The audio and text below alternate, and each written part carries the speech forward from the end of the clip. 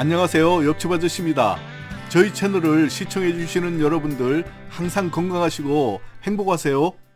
오늘은 최근에 또 달라진 실업급여 내용에 대해서 준비했습니다. 실업급여를 받기 위한 목적으로만 형식적인 재취업 활동을 하는 사람들을 막기 위해서 이렇게 변경되는 것인데요. 이제는 이렇게 안 하면 실업급여, 다른 말로 구직급여를 받기 힘들다고 합니다.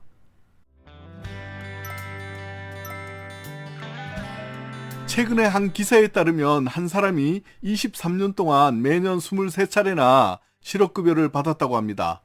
여러분 놀라지 마십시오. 금액으로는 총 8,519만 원이나 되는 어마어마한 금액을 받았습니다. 어떻게 이렇게 많이 오랫동안 반복적으로 실업급여를 받을 수 있었는지 저를 포함해서 의아하게 생각하시는 분들이 많으실 겁니다. 직장 다니시는 분들이라면 대부분의 분들이 4대 보험 중 하나인 고용보험을 가입하였을 것이고, 보험료를 매월 꼬박꼬박 납부하고 있지만 고용보험 혜택을 누리지 못하고 있는 사람들이 이처럼 반복 수급하는 사람들을 보면 화가 이만저만 나는 것이 아닐 것이고, 실업급여 제도의 개선이 필요하다고 느끼실 겁니다. 그러나 현실은 반복 수급을 방지하기 위해서 작년에 고용보험법 개정안이 국회에 제출되어 있지만 1년 가까이 국회에서 통과하지 못하고 있는 실정이므로 실업급여 제도의 개선이 쉽지만은 않은 듯합니다. 그래서 이번에 먼저 반복적으로 실업급여를 받기 위한 목적으로만 형식적인 재취업 활동을 하는 사람들을 막기 위해서 얼마 전부터 이 재취업을 위한 구직활동 등의 실업 인정 방식이 변경되었습니다. 지금부터 그 변경된 내용들을 하나하나 소개해 볼게요.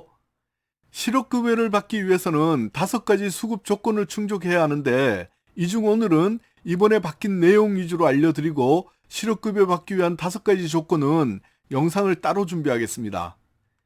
이번에 바뀐 내용은 실업급여를 받기 위한 조건 중 재취업을 위한 적극적인 구직활동인 실업인정 방식이 바뀌었습니다.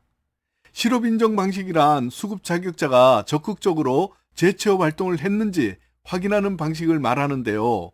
먼저 반복 수급자가 아닌 일반 수급자의 경우, 기존에는 코로나로 인해 온라인만으로도 실업인정이 가능했고 재취업 활동도 한 건씩만 해도 실업인정을 받을 수 있었습니다. 하지만 코로나가 완화되면서 이제는 1차와 4차 때는 실업인정일에 무조건 고용센터에 필수로 출석을 해서 1차 때에는 고용센터에서 집체교육을 받아야 하고요. 4차 때에는 출석이 필수 실업인정 요건이 되었습니다. 그리고 5차 실업인정일로부터는 재취업 활동을 4주에 2회 이상 하는 것으로 늘어났습니다. 이때 재취업 활동 2가지 중에 한 가지는 무조건 구직활동을 해야 합니다. 참고로 재취업 활동 2가지는 입사 지원을 하는 구직활동과 재취업을 위한 학원 강의를 수강하거나 심리상담, 특강 등의 비구직 활동이 있습니다.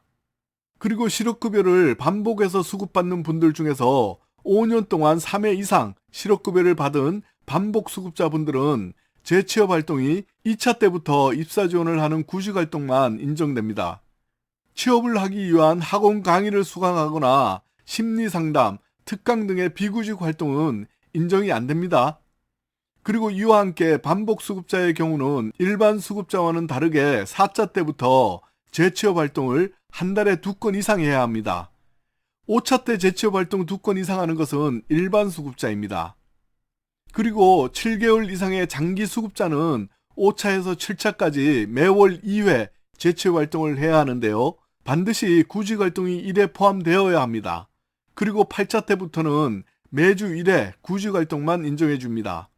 이외 기존에는 봉사활동이나 토익 강의 수강 같은 어학학원 수강도 재취업 활동으로 인정해 주었지만 이제는 인정이 안 됩니다.